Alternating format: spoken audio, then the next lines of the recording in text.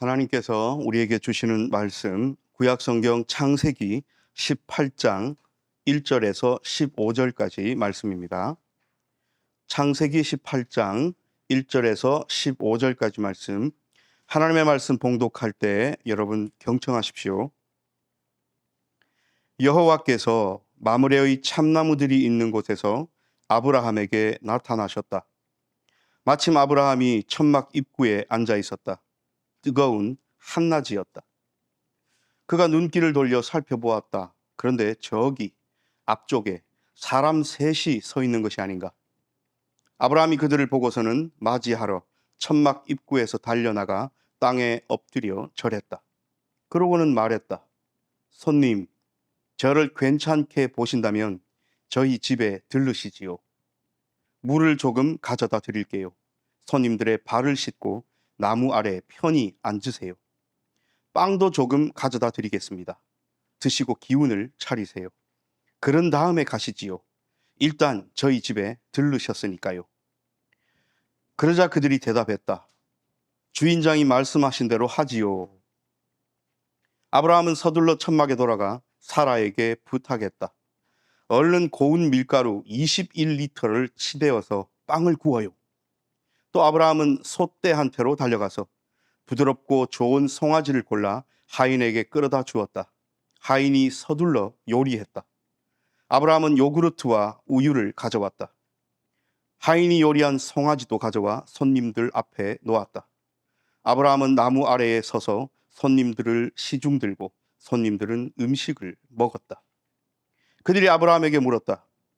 주인장의 아내 사라는 어디에 계시오? 아브라함이 대답했다. 저기 천막 안에 있습니다. 한 손님이 말했다. 해를 넘겨 이때쯤 주인장에게 반드시 다시 오겠소. 그러면 보시오. 주인장의 아내 사라에게 아들이 있을 것이오. 사라는 아브라함 뒤의 천막 입구에서 듣고 있었다. 아브라함과 사라는 늙어 나이가 많았다. 사라는 생리가 그친 상태였다. 사라가 속으로 웃으며 중얼거렸다. 힘이 바닥났는데 성욕이 내게 있겠는가? 주인 양반도 늙었고. 여호와께서 아브라함에게 말씀하셨다. 왜 사라가 웃으면서 중얼거렸는가? 내가 정말 아이를 낳을 수 있다는 건가? 난 늙었는데 라고. 여호와에게 어려워서 못할 일이 있겠느냐? 때에 맞추어 너에게 다시 오겠다. 해를 넘겨 이때쯤에 그때 사라에게 아들이 있을 것이다. 사라는 잡아떼며 웃지 않았어요 하고 말했다. 두려웠기 때문이다. 그러자 여호와께서 아니다. 분명히 웃었다 하고 말씀하셨다. 아멘. 이 말씀을 통하여 은혜 주실 줄 믿습니다. 할렐루야. 네.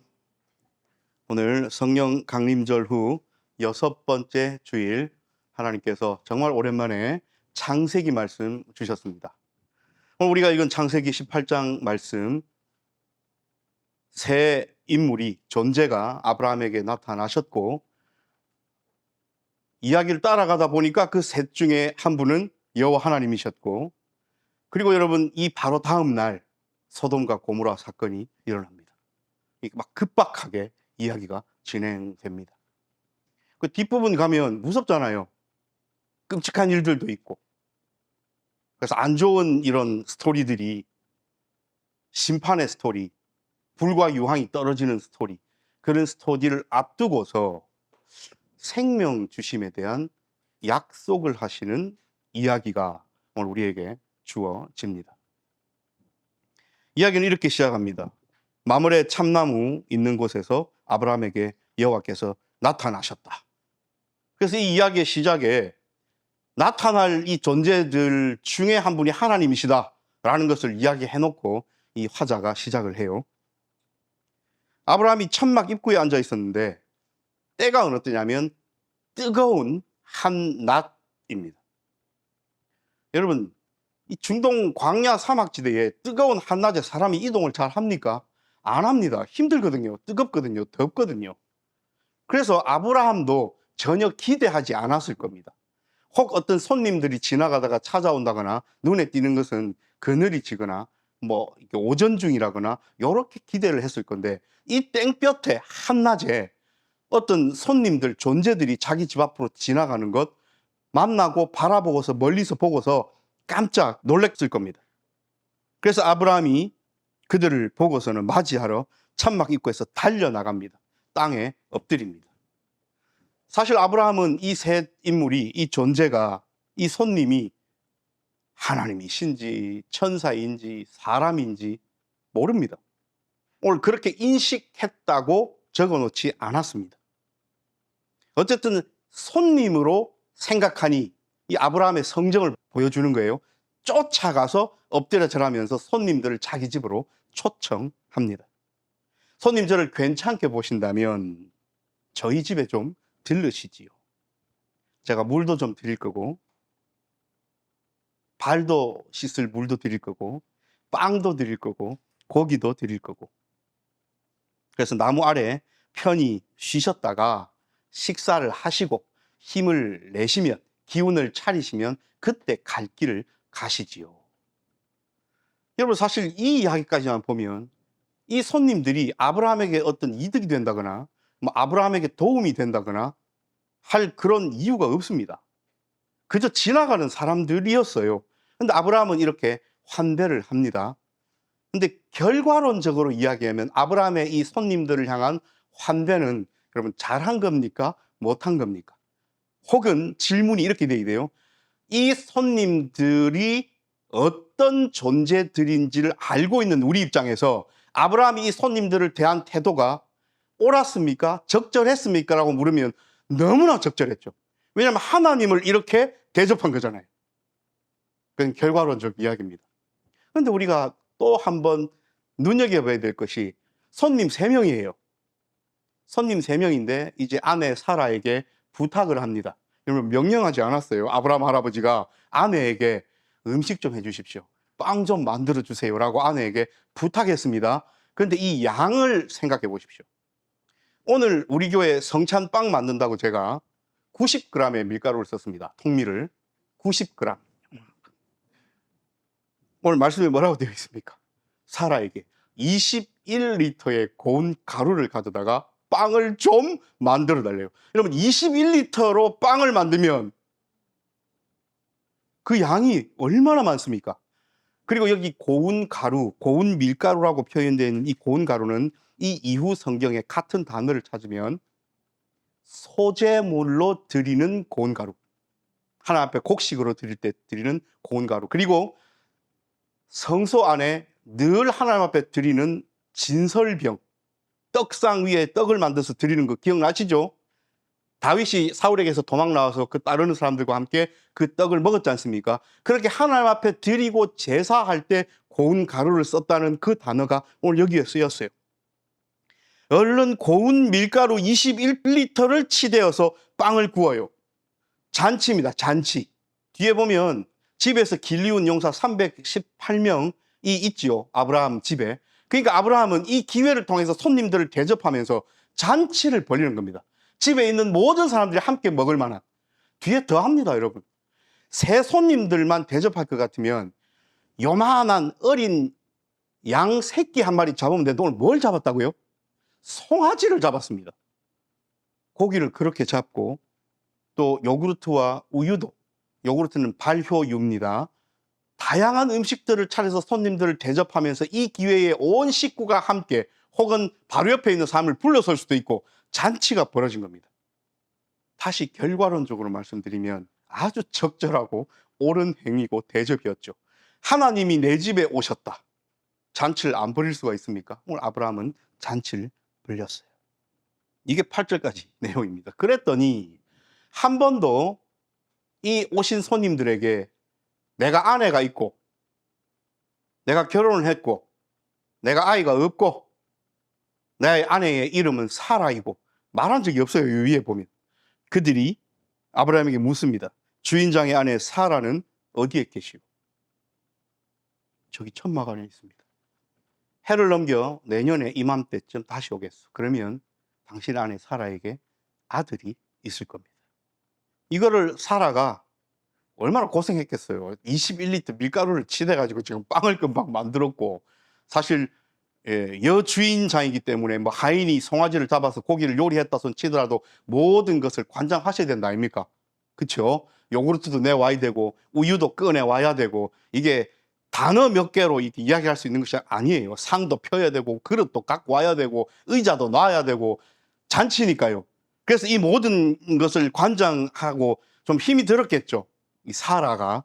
어쨌든 우리 남편이 저 손님들과 무슨 얘기를 하나, 그리고 저 손님들은 어떠한 인물들이길래 우리 남편이 저렇게 이 큰 잔치를 베푸시나, 이렇게 보고 이렇게 듣고 있었어요, 천막에서. 근데 그 얘기를 들은 겁니다. 사라 할머니라고 해야 되겠죠. 생리도 그쳤고, 또 실제 상황이 어떻습니까? 자기만 나이 든 게 아니라 남편 아브라함도 할아버지가 됐어요. 그래서 그냥 살아가시는 거예요. 젊은이들과 달라요. 그러니 상식적인 선에서 내가 아이를 갖는다, 나도 문제지만 남편도 문제고, 이게 총체적으로 이게 있을 수 없는, 거의 불가능에 가까운 일인데 어떻게 저런 이야기를 하시나 하면서 자기도 모르게 훅 웃어버렸습니다. 여러분, 또 이 장면에서 너무 사라를, 그 얘기를 하시는 손님들을 향하여 뭐 조롱을 했다거나 뭐 전혀 뭐 믿음이 없었다거나 이런 어떤 접근 방법보다는 자신을 향한 웃음이었어요. 사라는 아이고, 나에게 어떻게 그런 일이, 아이고, 정말 어이가 없어서 웃는, 자기 상황과 이렇게 비추어 봤을 때 저 이야기가 참 얼토당토 안 한 이야기다 라면서 웃어버린 거예요. 내가 정말 아이를 낳을 수 있다는 건가? 난 늙었는데? 그 얘기를 중얼거렸을 뿐인데 들으시고 여호와에게 어려워서 못할 일이 있겠느냐? 우리 예전 보던 성경에 여호와께 능치 못할 일이 있겠느냐? 때에 맞추어 너에게 다시 오겠다. 해를 넘겨 이때쯤에 그때 사라에게 아들이 있을 것이다. 사라는 마음이 뜨끔 놀랐습니다. 안 웃었습니다. 웃지 않았어요. 그러자 여호와께서 아니다, 분명히 웃었다. 사라가 웃지 않았다고 이야기한 것은 두려웠기 때문이라고 말씀은 이야기하십니다. 오늘 여호와께서는 사라에게 네가 왜 조롱하고 비웃냐, 나를 못 믿냐 라고 책망하셨다기보다는 사라의 그 웃음을 진짜 웃음으로 바꾸어 주시겠다는 약속에 가깝습니다. 왜냐하면 하나님도 누구나 인간이라면, 상식적이라면 지금 이 나이 들어서 폐경에 접어든 이 할머니 할아버지들에게 아들이 있으리라고는 상식적인 선에서 생각할 수 없기에 그 말을 듣고 웃었다 해서 그걸 책망하시거나 비난하신 것이 아니라 약속을 하신 거예요. 그래서 하나님은 사라에게 주신 그 약속대로 사라의 얼굴에 죽을 때까지 끊임없이 그치지 아니하는 기쁨과 웃음을 그 다음에 허락해 주시죠. 그렇게 태어난 약속의 아들이 이삭이지 않습니까? 그래서 우리는 갈라디아서 공부할 때에 사도 바울께서 갈라디아 교회에게 율법으로부터 자유하라는 말씀을 강조하면서 너희는 약속의 자녀가 될래, 율법의 자녀가 될래? 너희는 사라를 통해 하나님께서 약속하셔서 주신 이삭의 후손이가 이스마엘의 후손이가? 라고 물으셨던 것 기억나시죠? 이 이삭은 약속으로 말미암아 태어난 아들입니다. 하나님께서 이삭을 약속하셨어요. 그리고 인간적인 마음에서는, 상식선에서는 얼토당토 안 한 약속 같고, 내 처지와 내 상황을 바라봤을 때 아이고, 내게 그런 일이 있겠나 라고 약간은 실망과 절망에 사로잡힐 법한 약속의 말씀이셨는데, 이삭이 태어남으로써 하나님의 그 약속은 어떻게 됐습니까? 인간의 자기를 향한 절망, 실망, 안됨, 불가능, 이런 것들을 다 뒤집어버리는 약속의 성취가 경험되는 사건이 그 다음에 일어나죠. 실제로 이 약속 이후에 소돔과 고모라는 멸망합니다. 이 약속 이후에 끔찍한 전쟁이 있습니다. 그러므로 사라가 이삭을 잉태하고 있을 때에 아브라함의 그 족속을 중심으로 한 바깥의 이야기와 스토리들은 결코 편안하거나 전쟁이 없는 평화의 상태, 샬롬의 상태가 아니었어요. 위험했어요. 혹 도망을 가야 될 수도 있었어요. 안전하지 않았어요. 그런데도 불구하고 하나님의 약속은 그대로 이루어져서 이 나이든 노부부에게 하나님의 약속의 아들이 태어납니다. 그리고 이삭이라는 아들이 태어나죠.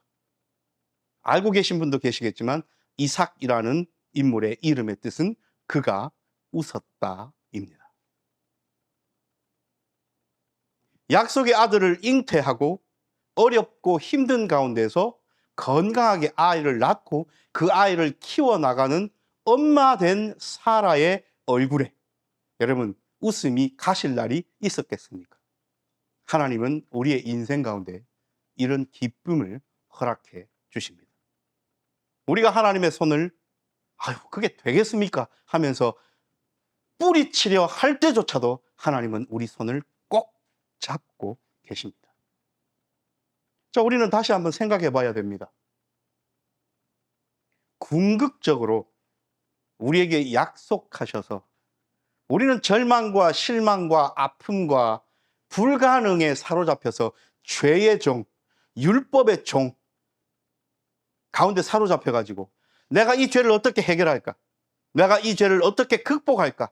나는 과연 죄인에서 벗어날 수 있을까? 라고 생각하면 그렇게 생각할 때에 나의 능력과 내가 가진 것들을 바라봤을 때 우리에게 오는 것은 절망밖에 없습니다. 왜요? 불가능하니까요. 우리는 죄의 문제를 우리 스스로 해결할 수가 없습니다.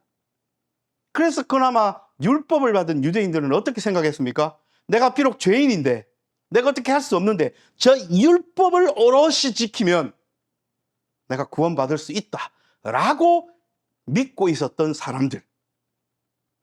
그런데 실제로 율법을 지킨다 했던 사람들의 율법 지킴이 오롯이 하나님 앞에 옳은 일이었습니까? 그렇지 않았잖아요. 그래서 예수님께서 이 땅에 오셔서 죄인들과 함께 하시고 세리들과 함께 하셨던 이유가 뭐냐면 그래서 바리새인과 서기관들과 대제사장들과 그 종교 지도자들을 향하여 회칠한 무덤이다 라고 말씀하셨던 것은 바깥 모습은 율법을 지키는 것처럼 거룩한 척, 옳은 척, 다른 사람들과 구별된 것 같은 삶을 살았지만 그 속의 마음은 하나님을 사랑하는 마음, 하나님을 경외하는 마음, 하나님을 섬기는 마음 없이 썩어 문드러져 가서 시신과 다를 바 없는 삶을 살아가는 그 사람들 향하여 예수님 책망하신 것 아닙니까? 그러므로 여러분, 하나님께서 우리에게 약속 주시고 생명 주신다 했을 때에 우리가 할 수 있는 일은 아무것도 없습니다. 그리고 우리가 우리 스스로 생각했을 때는 불가능밖에 없습니다. 그런 우리의 상황 속에서 하나님께서 친히 육신을 입으시고 이 땅에 오셔서 그 불가능을 가능하게 하셨습니다. 그 죽음을 생명으로 바꾸셨습니다. 그래서 하나님의 약속은 우리 모두에게 이루어졌습니다. 이삭을 약속하신 그 한 가정에서의 생명 지킴과 구원, 그 기쁨, 그 끊이지 않는 웃음과는 비교할 수 없는 인류 전체를 향한 우리에게 웃음과 기쁨을 예수 그리스도를 통하여 허락하셨음을 이 시간 먼저 잊지 마십시다.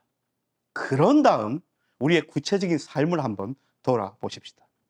우리의 삶에도 사라 할머니와 아브라함 할아버지가 느꼈던 그 상실감, 그 불가능함, 그 포기됨이 우리 각자의 삶에도 있을 겁니다. 저도 그렇고 여러분도 그렇고. 그래서 이 일은 안 돼. 하나님께서 이것은 나에게 허락하지 않으셨어. 여기서 우리가 생각해야 될 것이 있습니다. 우리는 하나님의 거시적인 뜻을 오롯이 잘 모른다는 거예요. 오늘 아브라함과 사라에게 이삭이라는 아들을 주신 것은 단순히 아이가 없어가지고 그 아이를 간절히 바라는 부부에게 그들의 바람대로 아들을 주셨다로 끝나면 안 됩니다. 그렇게 하기에는 사라가 낳지 않았지만 이미 13살 된 이스마엘이 있었어요. 그러니까 아브라함에게 그 가족에게 아이가 없는 것이 아니에요. 여종 하가를 통하여 이스마엘이라는 이미 청소년기로 들어선 아들이 있습니다. 오늘 여기서 중요한 것은 약속입니다. 그리고 그 하나님은 약속을 이루심입니다. 그리고 하나님은 이 약속을 왜 이루시려 하셨냐를 다시 한번 돌아봐야 돼요. 하나님께서 창세기 12장과 15장에서 누구와 약속하십니까? 아브라함과 약속하십니다. 너는 너의 본토 친척 아비 집을 떠나 내가 너에게 지시할 땅으로 가라. 내가 너로 큰 민족을 이루고 너에게 복을 주어 네 이름을 크게 할 거고 너는 민족을 이루고 나라를 이룰 거다. 너를 축복하는 자에게는 내가 복을 내리고 너를 저주하는 자는 내가 저주할 거다. 하나님은 아무것도 아니었던 아브라함을 그냥 하나님의 선택으로 부르시고 아브라함과 약속하셨어요. 그런데 그때 아브라함의 태도가 뭐였습니까? 아브라함이 여호와를 믿으니 하나님께서 여호와께서 이를 그의 의로 여기시고 첫 번째로 등장하는 믿음과 의로움이 동시에 등장하는 장면입니다. 하나님께서는 하나님을 믿는 자들의 그 믿음이 옳다 하시는 거예요. 아브라함의 다른 삶의 모습들을 보신 것이 아닙니다. 그래서 그 믿었던 아브라함, 그래서 우리는 아브라함을 믿음의 조상이라고 부르잖아요. 그 아브라함의 믿음을 보시고 약속을 주셨어요. 그 큰 약속이 뭐였습니까? 내가 너로 큰 민족을 이루고 한 나라를 이루고 그 나라는 나에게 제사장 나라가 되고 너희는 나의 백성이 되고 그 말씀, 그것을 이루시려면 하나님의 약속은 계속 던져져야 됐고 그 약속은 계속 성취되어야 했던 겁니다. 그런데 아브라함이 하나님께서 하신 그 약속을 기다리지 못하고 하갈을 취하여 아들을 낳았습니다. 그 아들은 약속의 아들입니까? 그렇지 않습니까? 그렇지 않다는 거예요. 그러므로 하나님은 한 번 더 아브라함에게 아들을 낳지 않고라는 이 일에 있어서 믿음을 요구하신 거예요. 그리고 하나님은 약속을 반드시 지키시고 이루신다는 것을 보여주시리라 작정하시고 그 일을 행하신 겁니다. 단순히 아이 없는 가정에 아이가 태어났다고만 이야기할 수 없어요. 그래서 오늘 이삭의 탄생은 크게 봐야 되고, 여러분 아브라함이 이삭을 낳고 이삭이 야곱을 낳고 야곱이 유다를 낳고 그래서 유다 민족이 쭉쭉쭉 이어져서 우리 예수님께서 어떤 지파로 태어나셨어요? 유다 지파. 그 가운데 누가 있어요? 유다 지파의 가장 대표적인 인물 다윗 왕이 있습니다. 하나님께서는 이 큰 역사와 사역과 구원을 이루시기 위하여 아들 이삭을 약속하셨고 실제로 그 이삭이 어려움 가운데 나이든 어머니 아버지 사이에서 태어납니다. 다시 우리의 삶을 한번 돌아봅시다. 아브라함이 전혀 하나님의 그 크신 계획을 알아차리지 못했듯이 우리도 하나님의 크신 계획을 다 알 수 없습니다. 그러므로 우리가 하나님 앞에 간절히 기도하는 제목들이 각자의 삶에 있을 겁니다. 하나님, 이 문제가 해결됐으면 좋겠습니다. 하나님, 이 일을 극복하고 내가 넘어갔으면 좋겠습니다. 하나님, 이것이 해결되었으면 좋겠습니다. 하나님, 나의 이 간절한 바람이 좀 이루어졌으면 좋겠습니다. 라는 우리의 기도의 제목들이 많이 있죠. 우리는 그 기도 제목 가지고 하나님 앞에 기도합니다. 해야 하고요.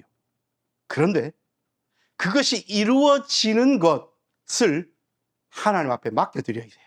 그래서 오히려 우리의 기도는 하나님, 나의 이 간절한 바람, 나의 이 소원, 이 기도의 제목이 내가 알 수 없는 내 삶을 향한 그리고 이 인류 전체를 향한 하나님의 크신 뜻에 부합됩니까?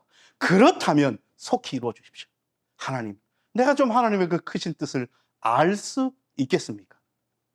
내가 하나님의 그 크신 뜻을 안다면 나의 기도의 제목이 바뀔 거고 나의 바람도 바뀔 거고 나의 생각과 나의 욕심과 나의 바람으로 가득 찼던 나의 기도가 하나님의 뜻을 안 이후부터는 하나님의 뜻에 맞춘 기도로 바뀔 수 있으니 그런 기도를 할 때는 그 기도는 땅에 떨어짐 없이 하나하나 차곡차곡 이루어지고 성취되어 감을 맛볼 겁니다.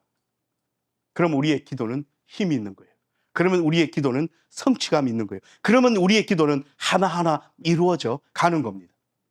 오늘 아브라함은 알지 못한 채 손님들을 대접했습니다.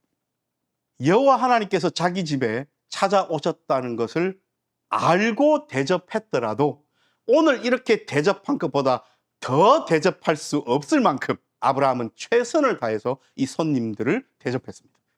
예수님께서 이 땅에 오셔서 고난받고 죽으시고 부활하시고 지난주 말씀을 통하여 참된 이웃이 되라 하셨는데, 우리가 각자의 삶에서 만나는 모든 사람들을 이렇게 아브라함이 새 손님을 대접한 것처럼 진심을 다해 사랑하고 위로하고 보듬고 감싸고 대접하는 삶을 오늘 우리가 각자의 삶의 자리에서 살아간다면 하나님께서는 우리에게 약속하실 겁니다. 내년 이맘때에 네 간절히 바라는 게 이루어질 거야. 그런데 그것은 너 개인의 바람 때문에 내가 이루어주는 것이 아니라 나의 큰 계획 속에 네가 이렇게 되는 그 바람의 기도의 제목에 이루어짐이 있는 거야 라고 알려주셨다면, 오늘 여호와께서 아브라함과 사라에게 말씀하신 것처럼 내게 그렇게 알려주신다면, 여러분 그 기다리는 1년이 얼마나 신나겠습니까? 얼마나 기쁘겠습니까? 얼마나 우리의 삶 가운데 웃음이 넘치겠습니까? 왜냐하면 끊임없이 하나님의 손을 잡고 있잖아요. 끊임없이 하나님께서 나를 이끌어 주심을 느끼고 살아가고 있지 않습니까? 그래서 하나님께서 우리의 삶 가운데 붙여주신 사람들을 향하여 우리는 참 이웃의 삶을 살아야 되며, 대접하는 삶, 위로하는 삶, 공감하는 삶, 함께 아파하고 슬퍼하고 함께 기뻐해 줄 수 있는 삶으로 나아가야 합니다. 세상을 한번 바라보십시오. 얼마나 많은 사람들이 시기하고 질투하고 서로를 반목하고 미워하고 적으로 삼고 살아가려 합니까? 서로 믿지 않고 서로 사기치고 거짓말하고, 그러다 보니 우리도 이 땅 가운데 살아가니까 하다못해 중고 제품 하나 사고 팔고 하는 그런 거래에서도 상대방을 옳게 믿을 수 없는 세상에 살잖아요. 전화 한 통 받아도 혹시 보이스피싱 아닌가 늘 의심하는 삶을 살아갈 수밖에 없잖아요. 세상이 그렇게 된 겁니다. 하나님께서 내게 붙여주신 사람, 직장이든 학교든 사업을 하건 가족이건 누구든 간에 하나님께서 내게 붙여주셨는데, 내가 마음 먹고 어떻게 행동함에 따라서 우리의 관계가 개선되고 평화가 이루어질 수 있다면 우리는 그 일에 최선을 다해야 된다는 겁니다. 오늘 지나가는 새 손님이 아브라함에게 무슨 큰 이득이 되었겠어요? 처음 만났을 때. 오히려 이렇게 생각했을 수도 있지 않습니까? 문화가 손님을 그냥 보내지 않는 문화라 칩시다. 근데 아브라함이 천막 앞에 누워 있는데, 안 그래도 더워서 이 땡볕을 피하려고 그늘막 밑에 있는데 손님 3명이 지나가는 겁니다. 저 멀리. 그럼 이렇게 생각했을 수 있잖아요. 아휴, 해 없을 때 좀 오지. 대접은 해야 되는데 억지로라도. 그게 문화니까.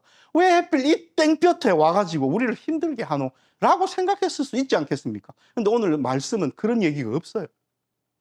뛰어가서 그들을 영접하고 자기 집으로 모셔서 물을 주고 발 씻을 물을 주고 빵을 그렇게 많이 만들고 송아지를 잡고 요구르트와 우유를 내와서 극진히 대접했더니 그들로부터 돌아오는 소리, 내년 이맘때에 늙은 너 부부에게 아들이 있을 건데 하나님께서 약속하신 아들이다. 여러분, 우리도 하나님께로부터 이런 삶의 구체적인 부분에서조차 예수님이라는 그 큰 궁극적인 우리의 기쁨과 웃음은 깔고 말입니다. 우리의 구체적인 삶 가운데서 하나님께서 우리의 삶에 약속하시는 그 약속의 말씀을 듣고 싶지 않으십니까? 그것을 듣고 기대하면서 살아가는 삶이야말로 가장 웃음이 가득한 이삭의 삶이 되지 않겠습니까? 물론 우리에게는 궁극적인 기쁨과 웃음이 예비되고 준비되어 있습니다. 마지막 때가 되면 우리는 하나님께서 약속하신 그 귀한 곳에서 함께 모여 만물을 새롭게 하신 하나님 안에서 기뻐하며 천국의 삶을, 영원한 생명을 누릴 겁니다. 그렇지만 또한 우리는 육신을 가진 인간이기에 삶의 자리, 시간마다 조금씩 성취도 느끼고 약속의 이루어짐도 느끼고 기쁨도 느끼고 웃어가면서 행복해가면서 살아야 되지 않겠습니까? 그 일을 이루어 주실 수 있는 유일한 분, 성삼위일체 하나님이심을 잊지 마십시다. 이번 한 주간 동안 하나님께서는 누가 약속의 성취와 이루어짐을 바라고 기대하면서 웃을 준비가 된 삶을 살아가는가 바라보고 계십니다. 기도합니다.